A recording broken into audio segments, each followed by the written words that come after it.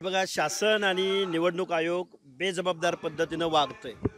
Supreme कोर्टाचं judgement असताना अशा पद्धतीचं एक्झर्शन किंवा जिथं एस टीच्या लोकसंख्येच्या प्रमाणात रिझर्वेशन वाढतं तिथं ओबीसींचं काय, याचं मार्गदर्शन जरी निवडणूक आयोगानं सुप्रीम कोर्टाकडं एका सूचनेद्वारे मागितलं असतं तर सुप्रीम कोर्टानं त्यावरती काहीतरी सांगितलं असतं.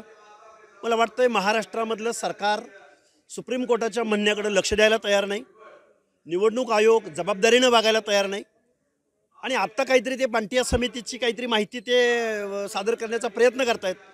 महाराष्ट्रातल्या तमाम ओबीसी विजयंती बांधवांचा बांटिया समितीनं जी काही माहिती संकलित केलेली आहे, जुजबी कुठलीही ट्रिपल टेस्ट न घेता, कुठलाही व्यापक सर्वे न करता बांटिया समितीनं जी आकडेवारी दाखवलेली आहे त्या आकडेवारीला ओबीसींचा विरोध असेल आणि ओबीसीचं आरक्षण कुठल्याही परिस्थितीमध्ये कमी झालेलं ओबीसींना चालणार नाही. आणि तशाच माहितीच्या आधारे जर निवडणुका रेटून नेण्याचा प्रयत्न जर कोणी केला तर ओबीसी बांधव या निवडणुकांवरती बहिष्कार घालेल.